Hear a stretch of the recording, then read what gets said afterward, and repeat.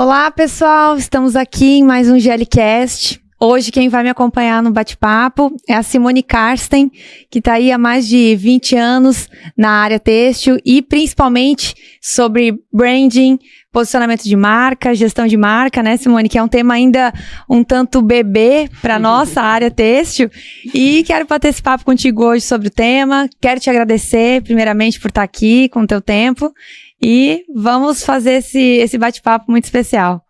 Eu super agradeço a oportunidade, a escolha, né, de vocês terem me escolhido para falar desse tema que é apaixonante e é curioso, né?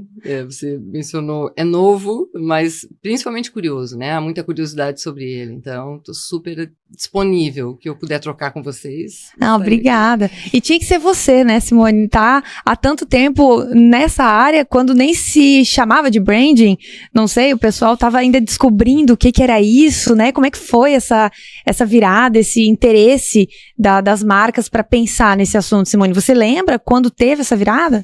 Então, Jaque, a minha perspectiva é de que há mercados que passaram a lidar com o branding de forma mais consciente, mais precocemente do que outros. Tá?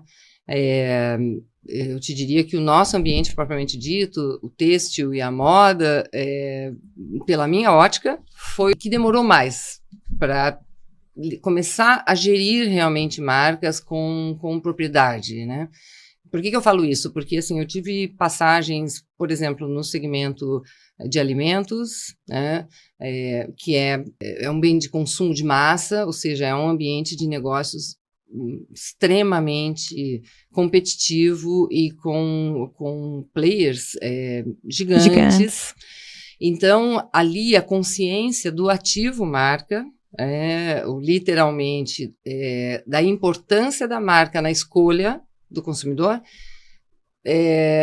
sempre esteve muito lúcida e muito consciente. Então, naturalmente, como também é um mercado de investimentos altos em tecnologia, em pesquisa, em propaganda, marketing. Em propaganda, em marketing. Então, assim, na minha linha da vida, eu tenho esse registro. Então, nessa parte de alimentos, você vê que o pessoal foi mais precursor. Sim, essa é a minha percepção. Estando nele e sentindo literalmente assim, as decisões sendo tomadas pensando de forma muito consequente no impacto sobre a marca. A tecnologia em si, né, o mercado de tecnologia tem uma história própria também relativa a marcas, porque tem um outro sentido de longevidade, né? Se você pensar em marcas de tecnologia, as mais longevas no mercado, seja em que segmento for, seja mesmo em automóveis, ou seja em equipamentos industriais, tem uma consciência de valor de marca e de confiança, né, de credibilidade, que também sempre se fez muito presente nas tomadas de decisões, né, do comprador, né, sempre pensando em quem consome a marca. Eu penso que o têxtil e a moda, como a gente tem ciclos de produto pré-determinados historicamente, ou pela sazonalidade das estações, ou por um outro motivo, né, de lançamentos, essa percepção da responsabilidade da marca na ativação de relação, né, com o consumidor, ela se diluía muito diante disso. Sempre parece que o produto era o grande responsável por essa decisão, né? Então, me parece que, assim, a minha opinião é de que a indústria têxtil ou as marcas de moda, elas demoraram um pouco mais para se dar conta e realmente se voltar para uma estratégia de gestão de marca como o que antecede, inclusive, né, a definição de que produto é esse que eu tenho que oferecer, em que momento que eu tenho que oferecer e de que forma eu tenho que oferecer. Então, e principalmente como eu quero me posicionar nesse mercado, né? Então. Porque para quem talvez não está nos ouvindo e que não entende tanto, o branding tem essa importância em você colocar a sua marca na frente até do seu processo, do seu produto. E talvez tu tenha pego na tua caminhada, Simone, empresas que iniciaram já pensando no seu branding, e empresas que pensaram nisso depois e com a roda, né, com o carro andando, tiveram que trocar a roda ou ajustar. E tem, de fato, esses dois caminhos, e como que tu percebe a facilidade ou até a dificuldade entre pensar nisso já no início ou na caminhada?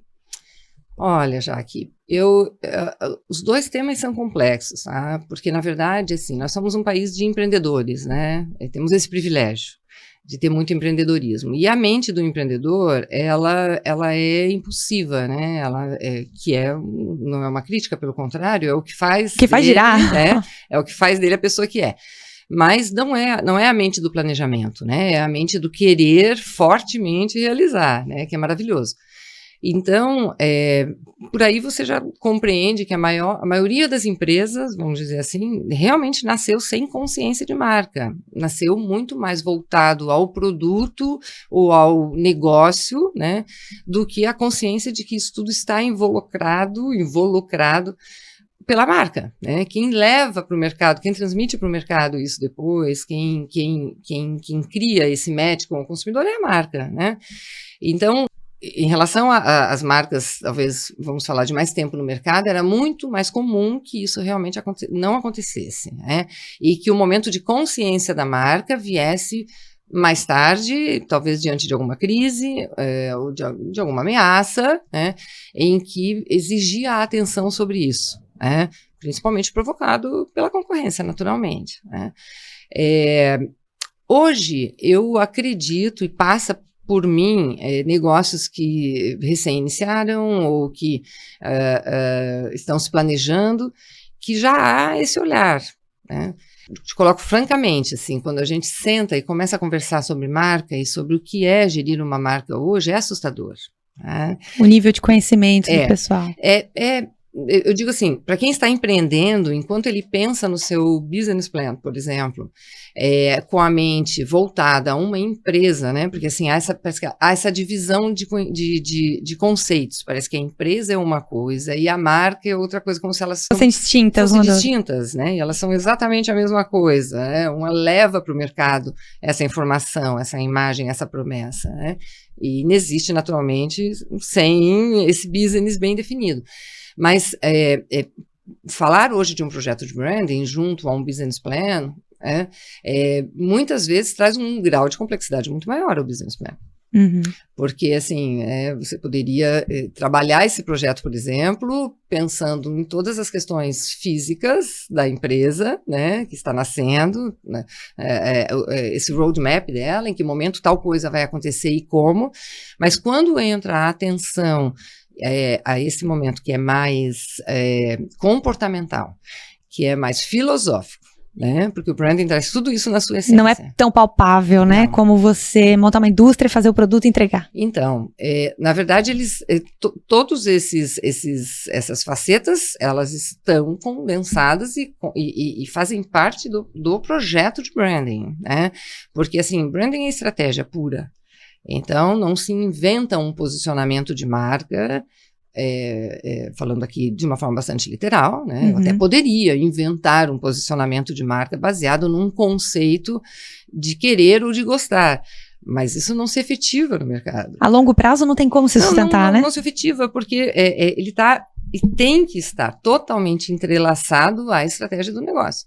Então, a partir do momento, vamos dizer assim, qual é a trajetória ideal, então? Falar, num mundo ideal, e esse é um exercício que necessariamente tem que ser feito para qualquer projeto de branding, você precisa compreender a ancestralidade desse projeto, assim, literalmente a genética, ele nasceu na mão de quem, pensando o que e como, porque essa impressão é fortíssima ao longo da vida da marca. Ela pode vir a se transformar por necessidades, mas o criador, a mente que concebeu esse negócio, que quis muito que ele desse certo, ele é a primeira a imprimir digitais. E isso é fundamental que a gente identifique esse início. Então, quando uma empresa, independente se ela já pensa nisso ou não, mas se ela for trabalhar com o seu branding agora, o fator X da questão é resgatar essa ancestralidade, como tu mesmo falou, e ver quais digitais já tem nesse meio e tentar fortalecer ainda mais isso para construir essa sua história, esse seu posicionamento de marca.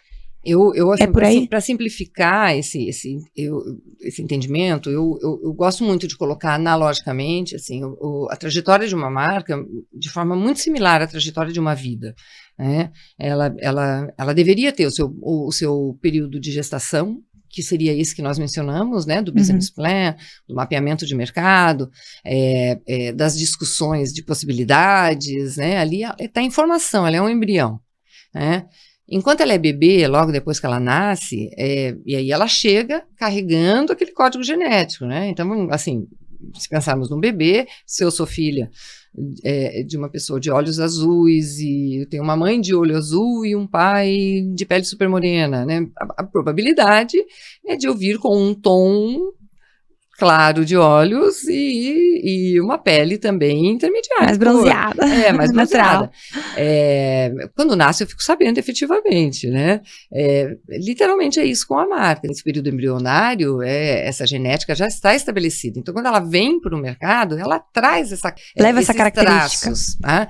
Então, hoje, quando eu entro, por exemplo, num projeto de branding onde há uma revisão, né? Meu primeiro passo, metodologicamente falando, é sim, voltar ao passado da marca e saber ao máximo do como foi esse momento em que ela foi concebida, qual era essa expectativa sobre ela, qual era essa crença e esse projeto que foi estabelecido naquele momento. Então, quando você volta a fazer essa analogia com a vida humana, né, vamos pensar que na infância você tem uma certa proteção que te permite brincar, onde você aprende a dar os primeiros passos, onde você está imputando uma série de conhecimentos, tua mente está zeradinha, né? Com as marcas é a mesma coisa. Os primeiros anos de vida de uma marca, ela tem essa liberdade poética, vamos dizer assim. Óbvio, né? Já que quando eu falo isso, a gente sempre sabe que o pano de fundo disso tudo é uma consistência financeira necessária. Então, isso também já me leva a te dizer que muitas das marcas que você vê surgir e sumir numa velocidade meteórica é justamente nessa transição entre a infância e a adolescência, né? Então, ou seja, é uma fase em que, por mais que os pais estejam com uma guarda constante ali, mas também eles estão aprendendo a lidar com esse filho, porque a gente tem essa crise quando tem filhos, né? Entre dar o máximo de liberdade, quando reter, quando dar liberdade, quando dizer não, quando dizer sim. E a adolescência das marcas é aquela fase mais aventureira. Via de regra, acontece aquelas situações em que assim, você pode ter nascido muito bem estabelecido em cima de um domínio que você tem, ou o core business já está muito bem definido, mas aí a coisa começou a dar certo, você começou a crescer, você está percebendo que aquilo está se fortalecendo, está bacana, aí você diz, mas e se a gente nasceu fazendo o feminino, mas e se a gente também fizer um pouquinho do masculino? E se, né? E se? Vamos experimentar. Aí são as aventuras que te distanciam da tua principal competência, muitas vezes. É impossível dar certo, não é isso que eu estou dizendo.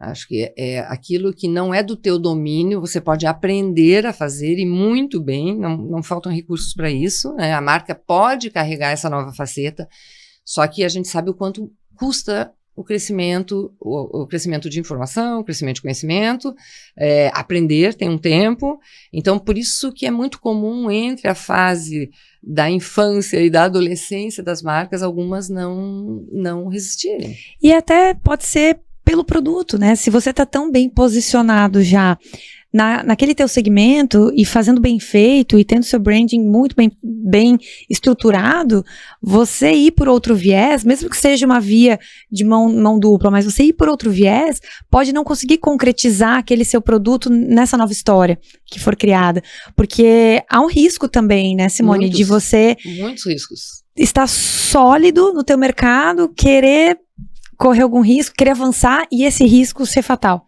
Então, essa é a complexidade do cenário atual, contemporâneo, das empresas /marcas, né? Porque, assim, essa questão de você aventurar, que eu coloquei pertinente a um determinado período da marca, é um olhar. Quando você não está consciente o suficiente da gestão e das tuas habilidades, dos teus domínios, dos teus recursos, do teu fôlego e tudo mais. Outra coisa é quando você passa esse período, que você entra na tua maturidade, vamos dizer assim, e que na vida adulta, e que você precisa se manter forte, atrativo, vivo, competitivo E a gente está falando de marca, né? E aí cabe sim o tempo todo essa reflexão sobre, dentro do teu domínio, né, do ambiente que você conhece profundamente, do teu negócio, você está super atento a todas as inovações necessárias, o frescor que você tem que trazer, né? Talvez a palavra inovação, ela traga um peso do ineditismo, né? Parece que inovar é algo... Tem que descobrir uma roda quadrada. Não, eu digo assim, esse frescor é natural, de novo, é da vida humana, assim, é o esforço que naturalmente a gente faz enquanto a idade vem chegando, você vai se esforçando cada vez mais para estar forte, né, para você viver bem até onde você quiser. A marca é a mesma coisa, para ela ser longeva, ela tá ela é dinâmica, é uma vida que vai se desenvolvendo, então ela precisa ser revisitada, ela precisa ser revitalizada, ela precisa ser extremamente cuidada o tempo todo. Então, o branding em si, e esse é um esforço que eu faço contínuo de procurar colocar esse conceito de uma forma bastante clara, né? Não é uma prepotência nenhuma da disciplina, mas o branding realmente é absolutamente tudo que é dito sobre a marca. E esse dito eu coloco entre aspas, que não é só a comunicação literal, ou a publicidade, ou é qualquer movimento, é algo que você está dizendo a teu respeito. É como aqui, a forma que eu estou sentada, ou você está sentada, ou a cor das tuas unhas, ou... A roupa que a gente veste. Você está me transmitindo algo. É a mesma coisa em relação a marcas, né? Então, é tão sério isso que... quanto mais consciência as empresas têm, né, da gestão de marca, da construção da marca, que é o seu principal ativo, junto com a sua carteira de clientes, né? Aliás, uma não existiria sem a outra, né? Para que uma marca existiria se não para ter clientes e ter adeptos e ter fãs, né? Então, assim, são os principais dois ativos da empresa, né? Qualquer decisão tomada no negócio impacta a marca. Por isso, desmistificar que o branding é um assunto filosófico apenas. Por que ele é filosófico? Porque sim, nós temos que falar de comportamento por trás dele, nós temos que falar de estilo de vida, nós temos que falar de cultura. Falar é entender, é olhar para o teu mercado, olhar como as pessoas estão vivendo, olhar criticamente para a concorrência, criticamente no sentido de entender também quais são os movimentos dela, né? Então, o branding tem é apaixonante, por isso, né? Mas o branding, Simone, ele é muito mais voltado de dentro para fora do que de fora para dentro, né? Ou você acha que não? Pode haver as duas coisas. Por exemplo, eu tenho a minha empresa, eu tenho meus ideais, meus valores, minha cultura, eu vou transmitir isso para minha marca, para ela se comunicar com o meu consumidor, ou eu posso fazer o inverso, entender como o consumidor quer ser comunicado, o que ele está precisando, e eu monto a minha estratégia em cima disso. São dois atores fundamentais. Eu não conseguiria dizer para você, assim, eu não me atreveria a dizer o que vem antes, né? Obviamente que, assim, para ficar claro o que eu quero dizer, conceber uma marca de dentro para fora, a chance de erro ou dessa marca não ser efetiva, vamos ser literal, assim, né? De dentro para fora significa o quê? Eu colocar num plano de marca todo o meu desejo, que é quase uma visão egóica, vamos dizer assim, egocêntrica, né? Aqui sem juízo de valor, mas criando a cena que você colocou. Você pode fazer um desenho lindo de marca, lindo, lindo, literalmente lindo. Se há muito talento para isso. Mas isso só será efetivo se tiver match com algum público. Então, a lógica seria, se você tem interesse em ter uma marca, ou se você tem essa vocação, porque isso está ligado à vocação, ao empreendedorismo, a lógica seria, primeiro, observe que mercado é esse que você quer atuar, né? Assim, que público é esse que você acredita que você tem uma ligação por algum motivo, ou porque você pertence a ele, você conhece profundamente, ou porque você tem uma mente mais pragmática e identifica já ali uma oportunidade, né, de negócio, ou porque mesmo que a ideia nasça de dentro para fora no sentido de eu tive uma ideia genial de um produto assim assado que ninguém tem, tá? Que hoje é bastante raro, mas vamos dizer que esse fosse o input que veio de dentro. Você tem que checar isso de alguma forma, a aderência disso com algum público de alguma forma. Então, assim, não há como desconectar essas duas partes, né? Eu já estive em marcas onde os negócios e elas passaram a existir a partir de uma sobrevida. Aí você diria assim, tá, mas e aí nesse caso? O que aconteceu? Foi uma ideia genial? Foi uma oportunidade de mercado? Foi sobrevida que levou aquela pessoa, né, literalmente, uma necessidade de grana, A montar um que negócio. levou aquela pessoa a fazer o que ela sabia fazer. E acreditar que aquilo é que ia manter a família dela. É lindo isso. Isso me encanta profundamente, porque é genuíno. Ou seja, não houve uma pretensão de Primária, né? posicionamento. Houve um movimento orgânico, quase de sobrevida, onde, literalmente, esse empreendedor, porque ele empreendeu, colocou ali o domínio máximo dele, a competência máxima dele, que era, inclusive, algo manufaturado, com os recursos mínimos que ele tinha naquele momento, e a partir daquilo, se ele vendeu a primeira e ele ouviu daquele cliente, nossa, era exatamente isso que eu queria, aquilo foi levando ele para o próximo, sempre ouvindo o cliente. E aqui, olhos nos olhos com o cliente. Essa é uma diferença também muito importante, assim, né? Muito importante, né? A gente ter essa sensibilidade o tempo todo, assim, de lembrar que a gente vende pra gente. Né? E eu te fiz essa pergunta porque eu tenho certeza que existem no mercado muitas marcas que nasceram assim, com um ideal muito próprio do sócio e que talvez não consigam enxergar e ouvir o consumidor. E talvez seja esse um dos motivos para as marcas, assim como nascem, morrem num curto espaço de tempo, né? Que tu mesmo falou. Sim.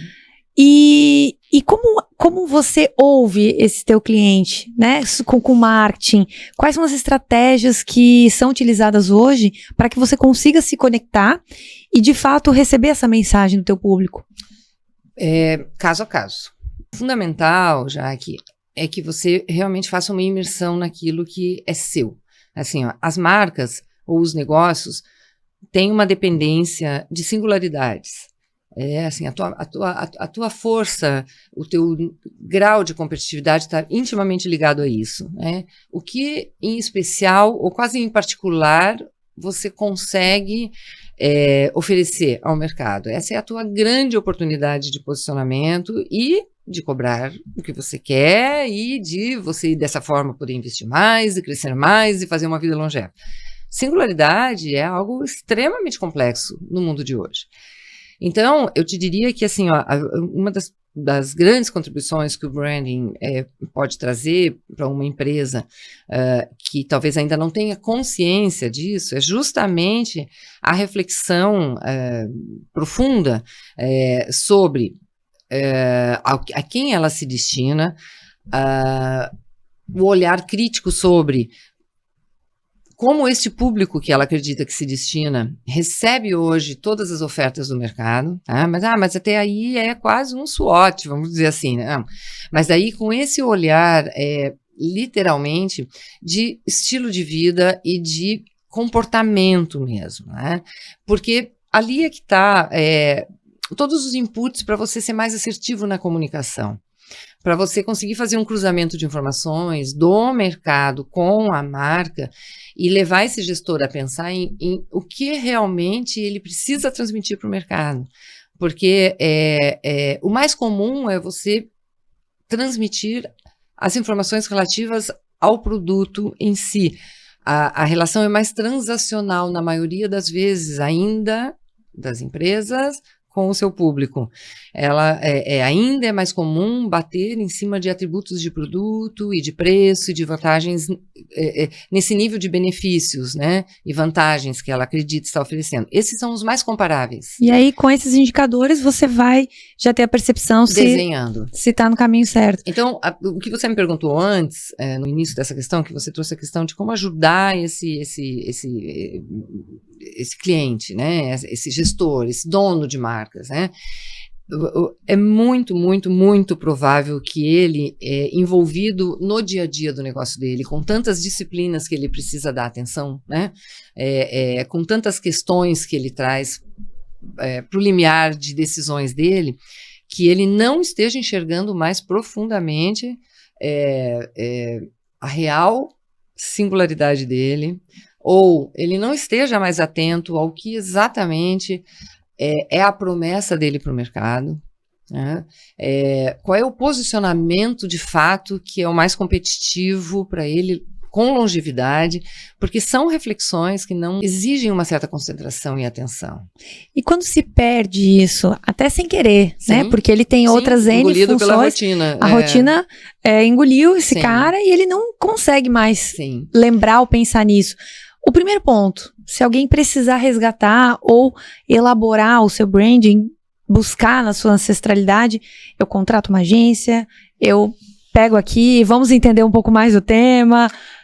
Olha, isso tem muito a ver com a cultura do negócio. Há negócios que já são mais abertos, já são mais, literalmente, há já um nível de colaboração interna ou de compartilhamento de ideias, ou de pesquisa, né? A pesquisa, para mim, empresas que pesquisam, elas já trazem um outro significado nas manifestações, né? Porque elas já trabalham com outro repertório de informações e com um limiar, né, sobre o mercado bastante ampliado. Então, isso varia muito com a cultura da empresa. Assim, não há uma regra, infelizmente, assim, eu acho, seria maravilhoso se houvesse uma regra. Não passo a passo, né? Não por conta disso, porque é sempre muito particular, assim, né? Se você entra num negócio com uma cultura mais conservadora, por exemplo, eu já estive numa situação em que eu fui contratada para resolver uma questão de ponto de venda, né? Eu tenho um envolvimento fundamental na minha trajetória com o varejo, então eu entrei em uma empresa por conta de uma problemática que havia numa das lojas, para estudar aquela situação, ajudá-los a achar uma solução para aquilo, e naturalmente a minha devolutiva ali para eles trouxe muito o argumento de marca, porque literalmente aquela loja e aquela marca de varejo estava sofrendo por inúmeras questões, assim, de ponto equivocado, de mix equivocado e tal. E aí foi quando nós começamos, quando eu introduzi esse assunto marca para eles, até aquele momento eles se viam como lojistas. E não está errado, aqui não tem juízo de valor. Eles herdaram, eles vêm de uma gestão familiar envolvida com o comércio, envolvido com o varejo, e o mindset nós somos lojistas, nós somos do varejo. Eles nunca tinham se visto como gestores de marcas. E quando eu comecei a trazer esse discurso, né, a conversar com eles sobre isso e colocar dessa forma que eu estou te colocando, pensando analogicamente sobre o que vocês estão construindo, né, com que público que vocês estão falando, quando vocês mudaram isso, será que esse público entendeu, não entendeu, será que não foi ali? Comecei a pontuar. Eu percebi o quanto a mente deles precisava fazer um esforço realmente para descolar desse autoentendimento deles e do negócio de nós gerimos loja, então aqui, a mente estava condicionada para aquilo. Eu penso numa loja, eu penso em vitrine, eu penso em mix, eu penso em exposição, eu penso em equipe. E quando eu os levei a pensar, a loja é o encontro, mas antes disso a gente já está emitindo mensagens para gerar essa atratividade, para gerar essa curiosidade, E aí, como é que vocês estão fazendo isso, né? Então, você vê, esse é um exemplo, né? E eles, agora por curiosidade, eles conseguiram virar essa chave? Eles se entregaram completamente a isso, seguiram acreditando e investindo nisso, investindo que então uma estrutura de marketing era mais do que necessária, e olha que no varejo, vamos falar de médio varejo, com uma estrutura de marketing é algo bastante raro, né? Passaram a investir nisso, naturalmente, desenvolvemos todo um manifesto, né, ou seja, o que eu chamo de um guia da marca, nem vamos falar aqui de brand book, vamos falar um guia, onde a gente descreve, literalmente, o que é essa marca, o porquê, é uma cartilha que reza para qualquer profissional que venha fazer parte desse projeto. Eu vou trabalhar como vendedora nessa loja. Eu estou trabalhando para essa marca. Que marca é essa? Qual é o meu papel aqui? Eu engajo, eu sou o primeiro público que eu tenho que me engajar nessa marca porque eu vou defendê-la. E o principal papel do marketing é o marketing operação no dia a dia. É o grande guardião da marca. Então, essa hierarquia na gestão, ela também precisa ser compreendida. O branding é uma disciplina que se instaura estrategicamente no negócio, junto com toda a concepção do negócio, assim, ele é a alma do teu negócio. E eu vejo que branding e cultura é praticamente ali uma junção, você não consegue separar um do outro, né? Porque quando eu quero posicionar minha marca, eu tenho que saber qual é a minha cultura. E até cultura é um assunto novo para o meio, principalmente até para o meio têxtil. A gente ouve, que nem você comentou no início, de grandes marcas, de alimento. Já vem marcas na nossa mente, que a gente, sem perceber desde que eles nasceu, já estão na sua casa. Isso, já estão na casa. E sempre contaram a sua história, né? E agora, trazendo para o nosso segmento, o segmento têxtil, ainda é muito recente esse posicionamento de marca, até porque você muitas vezes tem que atingir um público mais amplo, né? E às vezes eu noto assim que tem algumas marcas não tão posicionadas ainda, que nem você falou, sem juízo de valor, porque ela está precisando daquela receita naquele momento, mas ela vai como a maré vai. Sim. Ah, agora a maré tá falando disso, eu vou falar disso com a minha marca. Agora a maré tá falando daquilo, eu vou falar daquilo. E vai tentando atingir o maior público possível. Tentativas. Isso, tentativa e erro, mas que não estão olhando para a marca, mas talvez nem sabem qual é a sua cultura. Sim. E é difícil você falar de marca sem falar de cultura, né? Sim, então, total. E assim, de novo, eu entendo que o nosso ambiente de marcas no têxtil e na moda, ele se torna mais complexo, com as suas, não vou dizer complexo, vou dizer, ele é particular em muitas coisas, né? E eu te diria que essa sazonalidade dos nossos produtos, das nossas coleções, ela é um agravante nisso. Porque há também a proteção da marca de moda, ela exige uma total simbiose entre estilo, marketing, industrial, e você sabe que são áreas que, assim, no mundo ideal, como em qualquer negócio, as áreas devem estar literalmente compartilhando informação. No mundo utópico. Porque trabalham para a mesma marca, estão construindo a mesma marca, dependem da efetividade dessa marca, né? Mas nós temos características próprias no têxtil. Nós temos via de regra, quem viaja dentro de uma indústria têxtil é o estilo, não é o marketing. Uhum. É raro, né? Ou o industrial viaja numa direção, faz pesquisa numa direção, o estilo faz pesquisa numa outra direção e o marketing numa outra direção, e não necessariamente isso é compartilhado no momento certo e da forma ideal, assim, às vezes falta metodologia para isso também. Por que eu quero te dizer? Por que eu quero te dizer isso? Porque o propósito da marca, a proposta da marca, né, a razão dela existir, ela está acima disso tudo. Ela está acima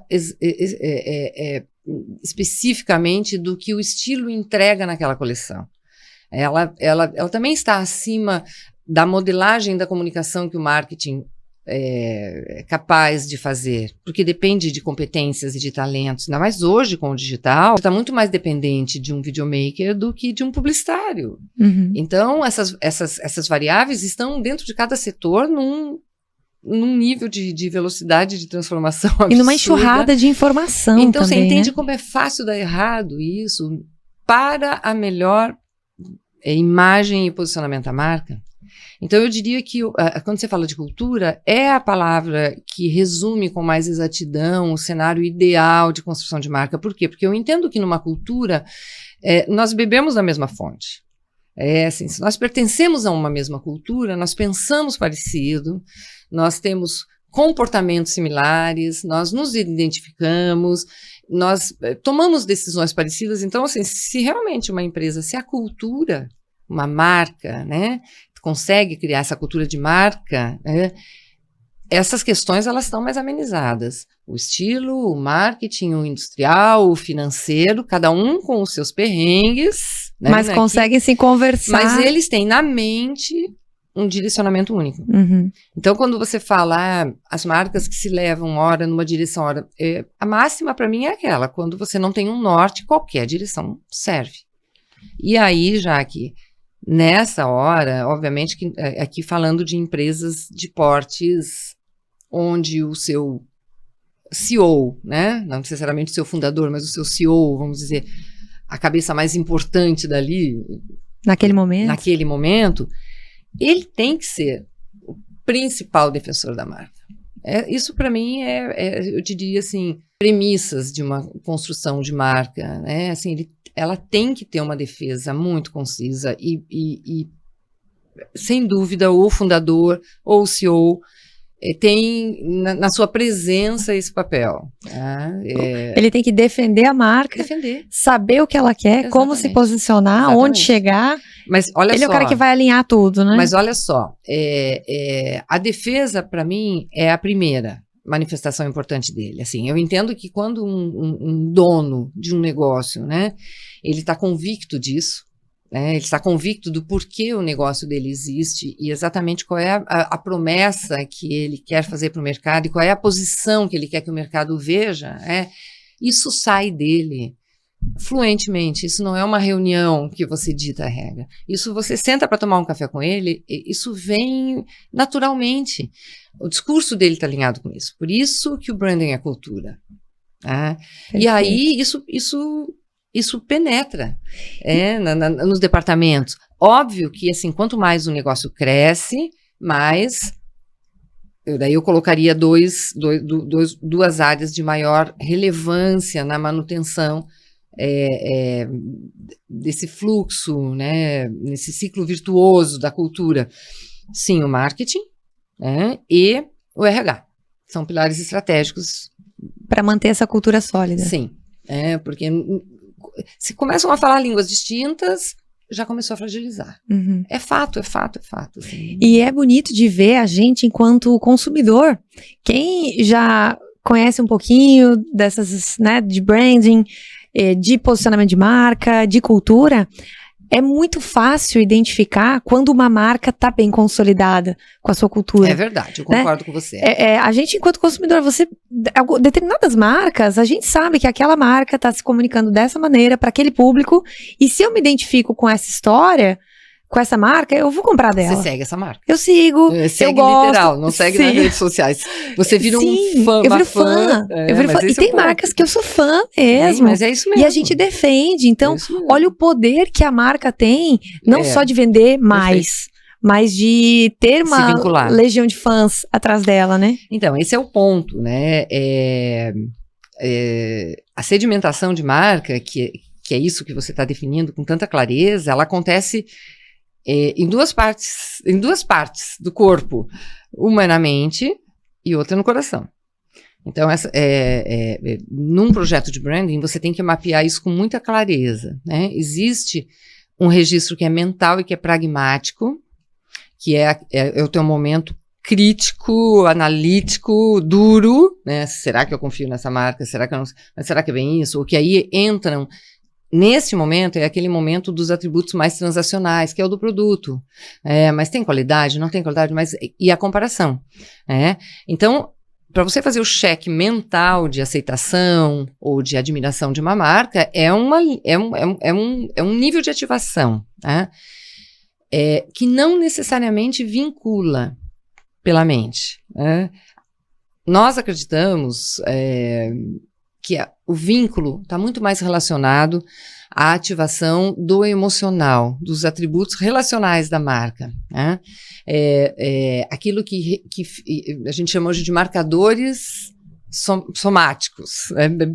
É um terminho meio complexo. Mas a parte técnica é marcador somático. Exatamente. Mas fica fácil de entender, né? Assim, a somatização significa o quê? Assim, você trazer para dentro de você realmente, introspectar, absorver com o teu corpo algo, muitas vezes, não bom, né? Que a gente fala, somatizei essa situação, né? Você ficou triste demais, somatizou aquilo, sentiu uma dor aqui, ou percebeu que a tua imunidade baixou, tal. Nesse caso da marca, a gente naturalmente usa a aplicação desse termo, pensando, querendo aplicá-lo muito mais na questão positiva, assim, saiba quem são teus marcadores somáticos, ou seja, você faz essa fusão do registro físico e emocional muito forte, tá?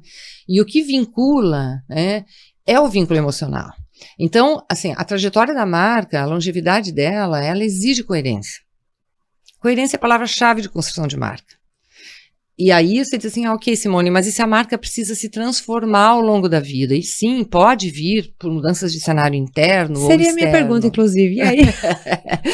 E aí você tem que mergulhar novamente no universo dela, e sim, é estudo. E aí, essa é uma outra questão que é fato, assim, né? O head de branding, né? Ou o head de marketing, que traz para ele essa responsabilidade de gerir, né, essa cultura da marca dentro da empresa e tal, precisa estudar o tempo todo o que está acontecendo dentro e fora. Então, se a marca entra num novo ciclo em que ela vai se reposicionar e vai se transformar, é quase, assim, ó, existe uma cirurgia que é um lifting, né, que é aquela coisa que você vai lá e corrige uma pequena ruga e que isso é imperceptível para o mercado, mas você vai buscar o melhor cirurgião para fazer. A mesma coisa com a marca, né? Então, assim, eu vou dar uma guinadinha, eu tô aqui fazendo eu faço um underwear luxuoso e eu vou dar uma bicadinha numa collab com uma joalheria, né? Vamos dizer, isso seria um lifting, assim. O que eu já entendo? Esse movimento que ele está fazendo, ele continua falando com o mesmo público, que quer algo tão especial, tão nobre, tão... Conversa, joalheria e né, uma lingerie luxuosa, tem a ver, tá no imaginário dessa mulher requintada. Eu vou dar esse passo, a marca tem que comunicar isso, como é que eu faço? Até aí tá fácil, né? Mas e se eu tenho uma transformação mais brusca? Mais brusca para fazer, muito mais planos a ser feito, muito mais métricas a ser feito. Aí eu te levo para um outro extremo, assim, de situação, por exemplo, que eu já vivi, que não é no têxtil, mas assim, de uma marca de café, por exemplo, né? Que, para mim, extremamente marcante enquanto branding, porque a relação das pessoas com o café, parece uma besteira, mas das marcas, é uma das mais emocionais possíveis, mais emocionais. E elas sofrem na frente da gôndola, quando elas, né, falando daí do público mais popular, quando ele não tem poder aquisitivo para comprar a marca que ele adoraria comprar, que é aquela que a mãe dele comprava, ou que a avó dele já trazia. Então, isso, a gente fez pesquisa disso em frente à gôndola. A gente ouve o consumidor falando e você vê que ele põe a mão naquele que ele, principalmente se é os dias do mês, né? Que ele vai pegar o café, que é o café da paixão dele. Que tem uma lembrança nostálgica, ancora, né? Ancora emoções. E aí ele tá fazendo a conta. E aí ele larga... Aí vem pro mental. E aí ele faz a conta, não, mas agora não posso. Aí ele vai lá e pega o mais barato. O quanto isso é sofrido para ele. A gente detecta isso em pesquisa, né? Tamanho é o vínculo emocional. Então, você imagina para uma marca de café fazer uma transformação, deixar de ser o que ela sempre foi e fazer diferente por algum motivo, né? Quando eu vivi esse projeto, aquela marca, nós medimos o recall dela, o awareness dela, e era fortíssimo, fortíssimo. No entanto, ela tinha sofrido, teve um período da gestão em que ela sofreu financeiramente e ela tinha perdido qualidade. Isso também estava muito presente. Porque o consumidor sentiu. Sim, declarava, ele sabia, ele declarava a data, inclusive, em que aquilo tinha acontecido. Ele tinha, inclusive, suposições para isso, né? Mas você via que era uma mágoa, mas que havia o apego uma emocional. Expectativa. E aí nós entendemos que, estrategicamente, o que tinha que ser feito era fazer um movimento da marca em que aguçasse esse sentimento anterior à decepção, que trouxesse de volta aquele orgulho daquela marca.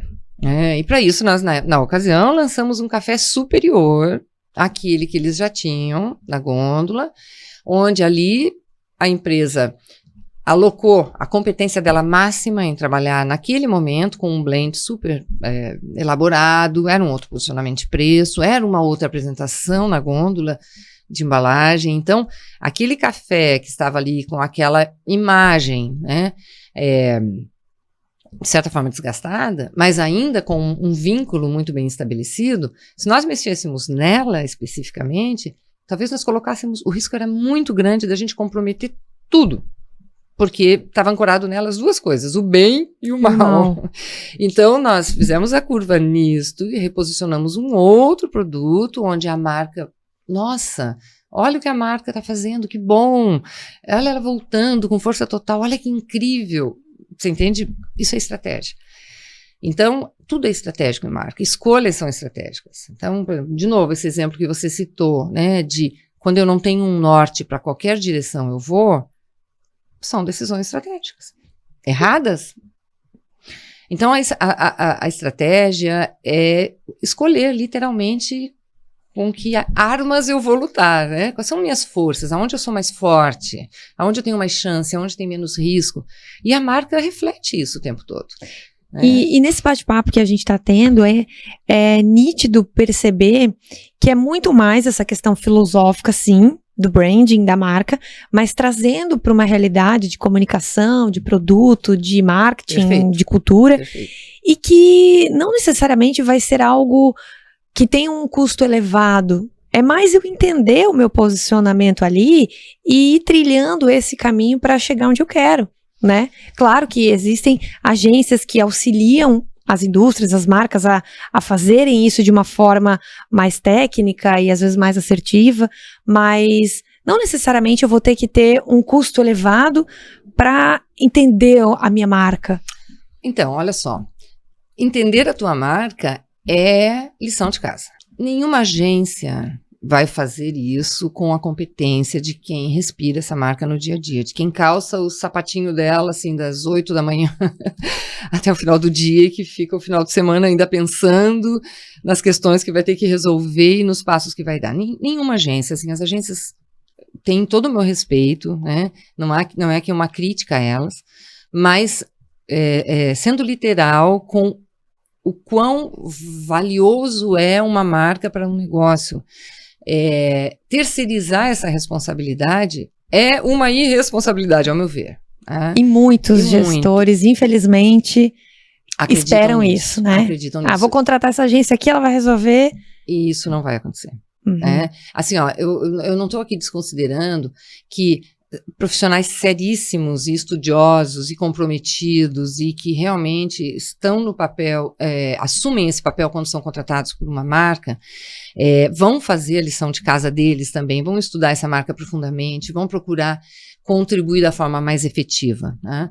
Então, é claro que as empresas podem aprender muito com as agências, porque elas têm um expertise que não está implementado dentro do seu negócio. Se eu não tenho uma estrutura de marketing mínima, básica, que me oriente isso, eu não vou ter quem está produzindo o conteúdo com o nível e a qualificação e a verdade que eu tenho que transmitir. É compreensível que eu precise contratar esse serviço.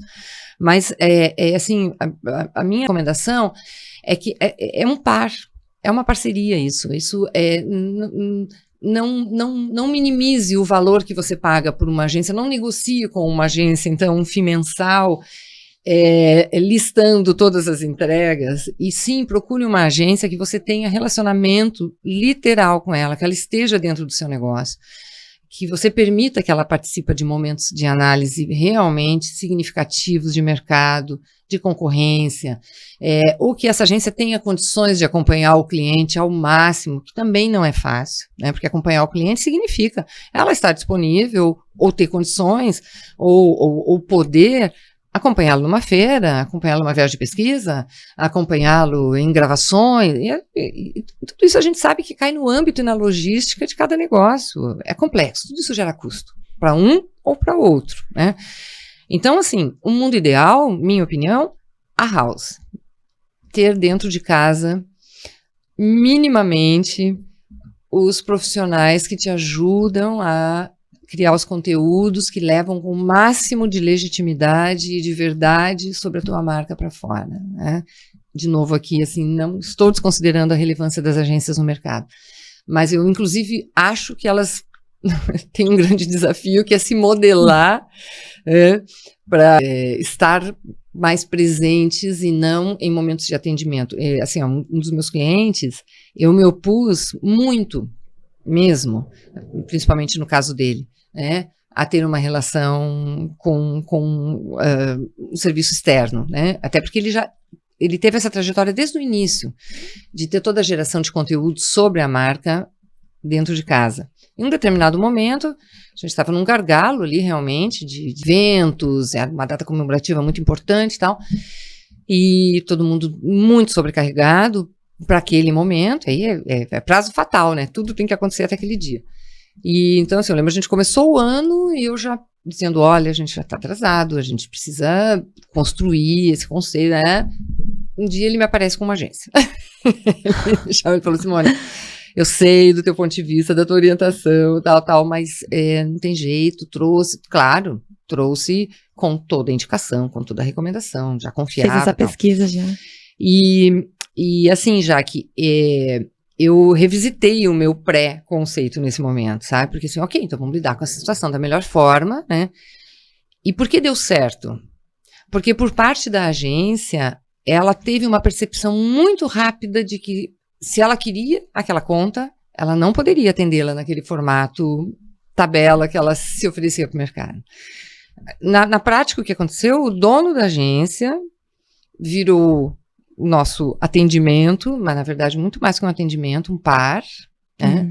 Passou a vir uma vez por semana para a empresa, independente de briefing, independente, sentava com o computadorzinho dele na minha frente, eu estava ali com a minha pauta. Para sentir o cheiro daquela cultura, né? Então, naturalmente, a gente tinha uma ordem de assuntos que precisavam ser tratados naquele dia, mas assim, eu me movimentava como eu precisava diante das outras questões que estavam ali ao redor do marketing. Ele se aproveitava para casualmente, observava uma coisa, me perguntava, observava outra, perguntava, chegava um diretor, ele trocava uma ideia, chegava outro diretor.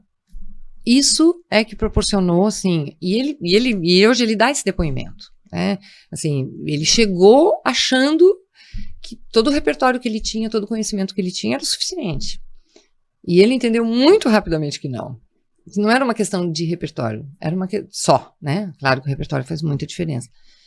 E habilidades, mas era uma questão de conhecimento profundo do cliente, de poder falar em nome do cliente, se sentir realmente pronto para falar em nome dele.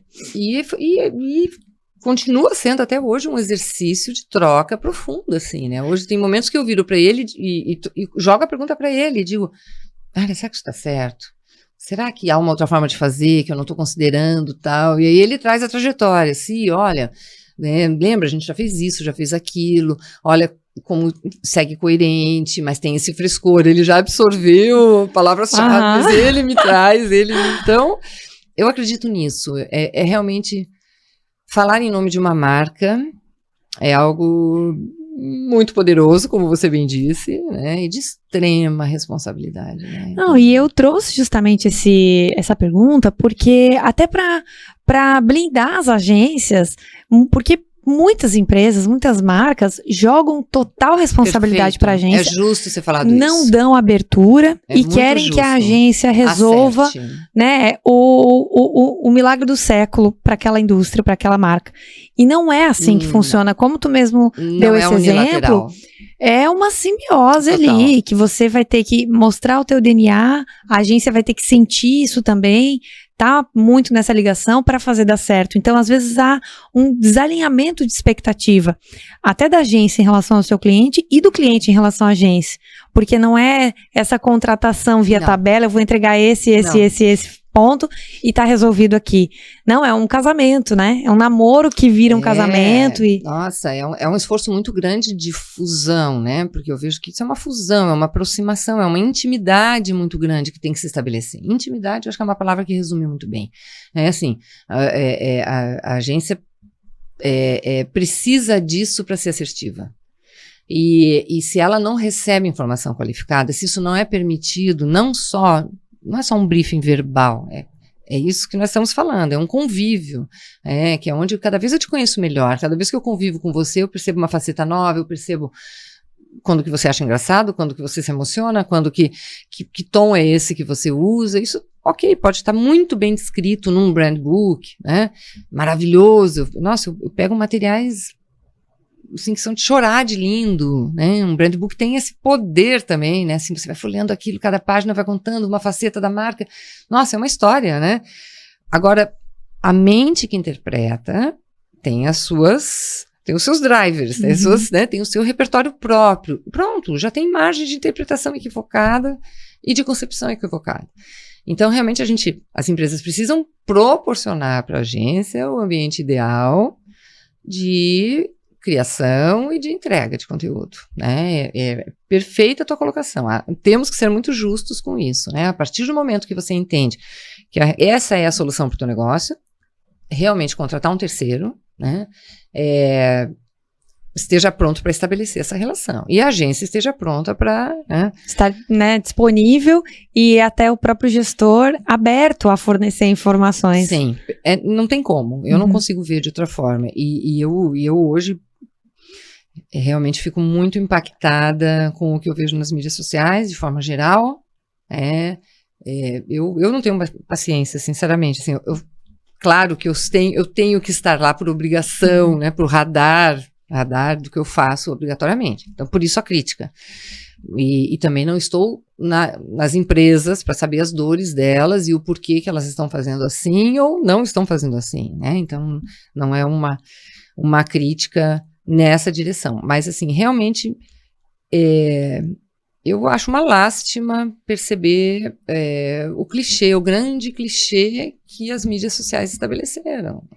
É uma pena até para a gente enquanto consumidor, porque você pode observar algumas marcas que poderiam se sobressair tanto, poderiam ser tão mais bem vistas, né? Singulares, mostrar e suas por isso mais singularidades. Desejadas. Exato, e não são por uma falta, às vezes até de entendimento. Por isso que esse nosso bate-papo foi sobre esse assunto, porque é um assunto que está emergindo agora, Sim. Principalmente no meio têxtil. Eu acho que tem marcas que estão tentando se posicionar mais e estão vendo um resultado positivo com isso. E outras talvez não despertaram ainda para essa necessidade, mas que é importante, né, Simone? Não dá pra gente pensar a longo prazo sem pensar em posicionamento de marca. Não. Eu não vejo como. E assim, quando eu tive a sorte, né, de viver nessa minha trajetória uma relação bem longeva com um dos meus clientes, estou nele ainda, e de uma percepção desde o início de que era uma marca muito singular, e ela continua sendo, né? Ao momento em que ela é comprada por um grande grupo internacional e que fica notório nesse momento que o grande valor da compra é o da marca. Obviamente que num valuation, toda a instalação física tem o também seu valor. Conta. Isso tudo, vamos dizer assim, não é decisor da compra. Não é decisor da compra, né? Porque, obviamente, o investidor tem potência para comprar isso em outras situações, em outras... Agora, quando a marca é decisora, e aí, de novo, né, a dupla marca / clientes, né, marca / fãs, né, aí a potência, comprar a potência, né, com esta marca eles podem muito mais, né, ainda mais com mais investimentos, né? Então, para mim ter vivido isso me deu ainda muito mais convicção de tudo que eu estou falando aqui, tá? Assim, porque singularidade, coerência, frescor, estudo o tempo todo, né? Estudo literal, assim, estudo das questões internas, das questões externas, né? E para onde o mercado está indo, literalmente, né? É o que protege uma marca hoje. E ela é o grande ativo do negócio. Então, assim, quando a gente, né, vê uma trajetória como essa e, de fato, essa marca ser comprada com essa, é bárbaro. Então, isso me dá muita convicção do que eu estou falando, assim, né? Por mais que isso tenha se aplicado a um mercado, a um segmento específico, mas, claro, você vai cruzando essa informação com várias outras que você está vendo por aí. Sim, né? Se a marca não é forte, ela não é comprada, né? Não. Seja em qual segmento for. Não. Então, é isso, é patrimônio, né? E é para isso que os negócios existem, né? Então, a lógica, para mim, toda ela passa pelo branding, né? Atrelada à estratégia de negócio, toda ela passa pelo branding. E eu tenho certeza que depois desse nosso bate-papo, quem está nos ouvindo vai prestar muito mais atenção no posicionamento das marcas que consomem.